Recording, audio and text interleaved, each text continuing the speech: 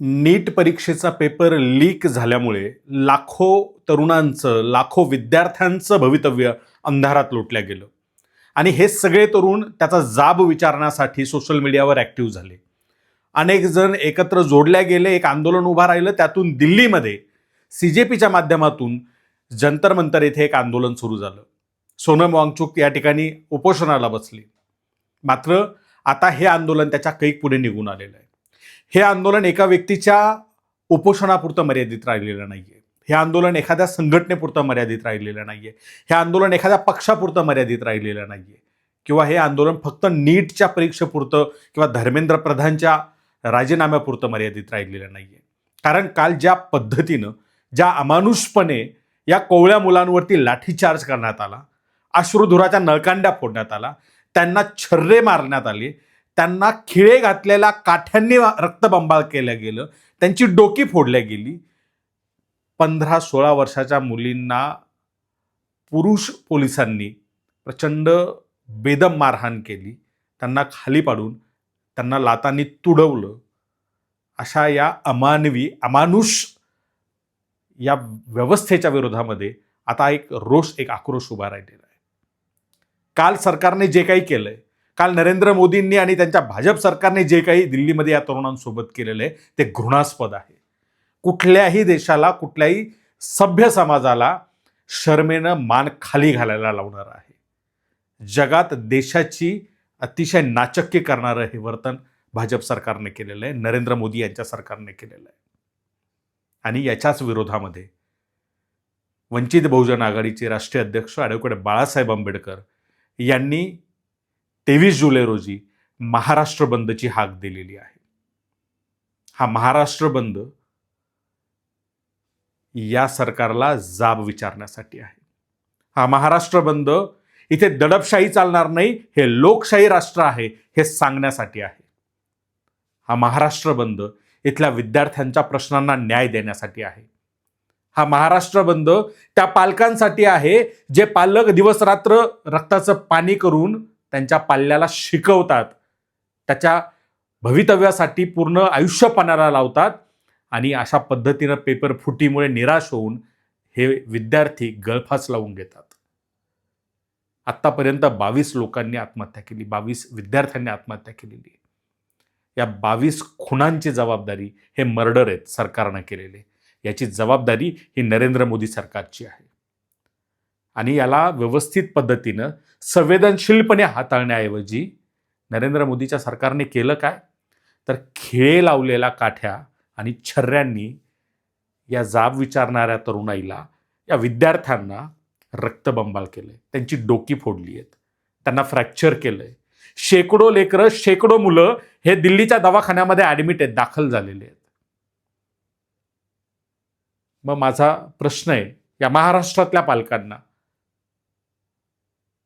की आपण काही करणार नाही आहोत का या संदर्भात? आपल्या मुलांना नाही का भवितव्य? आपल्या मुलासाठी आपल्याला काही करायचं नाही का? मुलींसाठी काही करायचं नाहीये का? त्यांना उद्या नीटची परीक्षा द्यायची नाहीये का? केवळ नीटच नाही, जर का आपण व्यवस्थित बघितलं तर आतापर्यंत अनेक परीक्षांचे पेपर लीक झालेत, अनेक परीक्षांचे पेपर फुटलेले आहेत. कोण फोडतोय पेपर? बाहेरच्या देशातले लोक येतात का? आणि आतल्या सिस्टममध्ये बसलेल्या लोकांच्या मदतीशिवाय हे होतं का?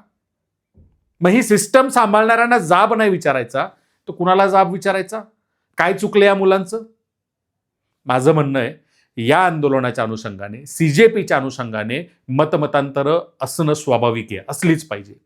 अनेक मुद्द्यांवरती असहमती अनेकांची, तीही असली पाहिजे, त्याबद्दल काहीच दुमत नाही.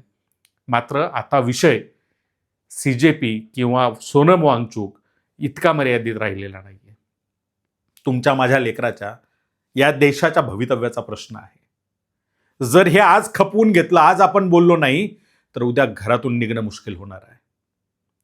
ही गुलामी आपण लादून घेणार आहोत का? आपल्या सगळ्या पिढ्या ज्या आहेत या गुलाम करून ठेवायच्यात का? हा देश पुन्हा एकदा काळ्या सरकारच्या, काळ्या इंग्रजांच्या गुलामगिरीत लोटायचा का? गोरे इंग्रज गेलेत निघून, हे जे काळे इंग्रज बसलेत सत्तेत, ज्यांना इथल्या जनतेच्या भावभावनांशी, त्यांच्या प्रश्नांशी काहीही देणं घेणं नाहीये. त्यामुळे माझी हात जोडून विनंती सगळ्यांना, या 23 तारखेला तुम्ही शिक्षक असाल, पालक असाल, विद्यार्थी असाल, कामगार असाल, कॉर्पोरेटमध्ये काम करणारे असाल, सामाजिक राजकीय पक्षांमध्ये काम करणारे असाल, कामगार संघटना चालवणारे असाल, ओला उबर चालवणारे ड्रायव्हर असाल, रिक्षा चालक असाल, हातगाडी लावत असाल, कुठलाही व्यवसाय, कुठलीही नोकरी, कुठलाही उद्योग तुम्ही करत असाल, तरी सुद्धा 23 तारखेला या महाराष्ट्र बंदमध्ये सहभाग नोंदवा. तुमच्या माझ्या लेकराच्या, या देशाच्या भवितव्याचा प्रश्न आहे. आता गोष्ट आपल्या घरापर्यंत येऊन, आपल्या लेकरांच्या जीवावर येऊन ठेपलेली आहे. जर 14-15 वर्षाची कोवळी लेकरं, ज्यांनी जगदुनिया बघितली नाही, ते जर का तिथे जाब विचारायला जमली असतील, सनदशीर पद्धतीनं, शांततेनं तिथे आंदोलन करत असतील, तर त्या ठिकाणी दगडं भरलेले ट्रक पोलीस आणून उभा करतात, दिल्ली पोलीस. लाजा वाटल्या पाहिजे ना, लाजा. अरे तुम्ही गुंड आहात की पोलीस आहात? दगडफेक करणं हे पोलिसांचं काम असतं? शांततेने चाललेल्या आंदोलनावरती लाठीचार्ज करून लोकांची डोकी फोडणं हे पोलिसांचं काम असतं? हे कुणाच्या आदेशाने झालंय? हे नरेंद्र मोदी आणि त्यांच्या सरकारच्या आदेशाने झालेलं आहे. कुणाला वाचवताय तुम्ही आणि कुणाला मारताय? ज्यांनी तुम्हाला मतदान देऊन तिथे बसवलं त्यांना मारताय. त्यामुळे एक लक्षात घ्या विद्यार्थी मित्रांनो, आपला हा लढा केवळ एका नीट परीक्षेपुरता आता राहिलेला नाहीये.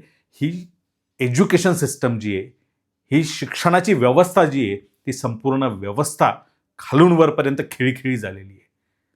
जर अशी व्यवस्था असेल तर भवितव्य काय आहे आपलं, आपल्या मुलाबाळांचं, आपल्या देशाचं?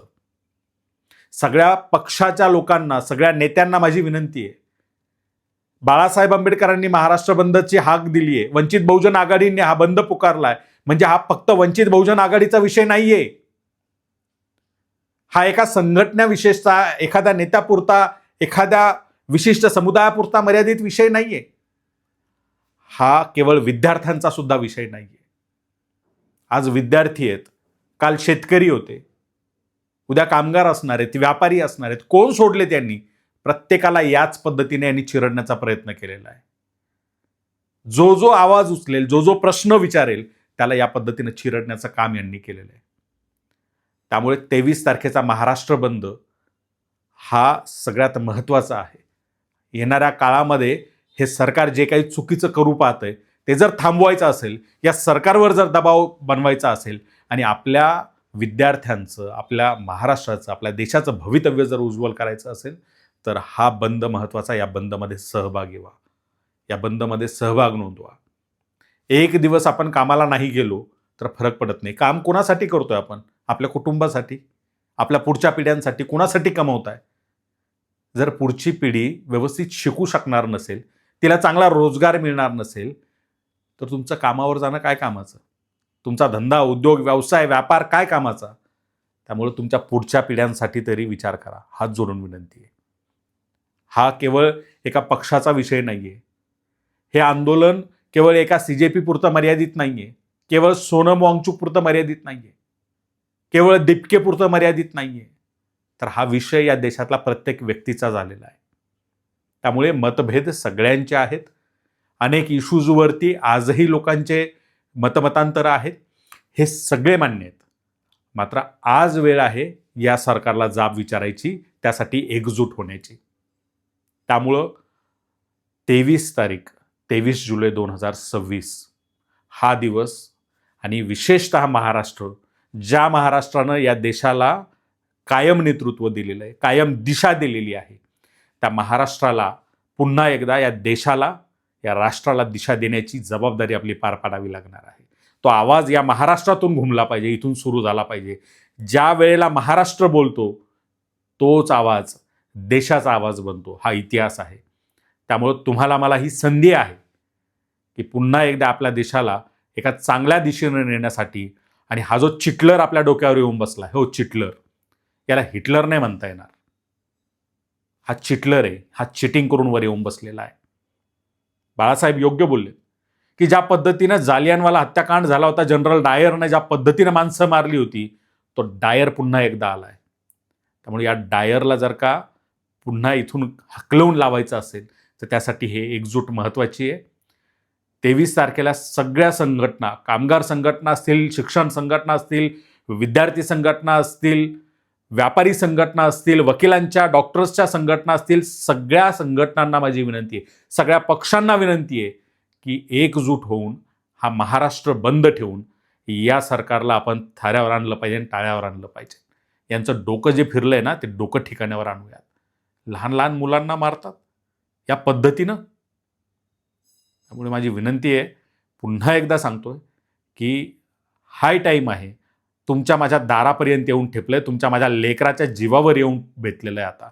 त्यामुळं आता माघार घेऊ नका. आता वेगवेगळ्या पक्षभेद, संघटनाभेद, वेगवेगळे भेद मनात आणू नका. आपल्या देशासाठी, आपल्या राष्ट्रासाठी एकजुटीने हा महाराष्ट्र बंद जो आहे तो यशस्वी करूयात आणि या सरकारचं डोकं ठिकाण्यावर आणूयात. धन्यवाद. जय भीम, जय महाराष्ट्र.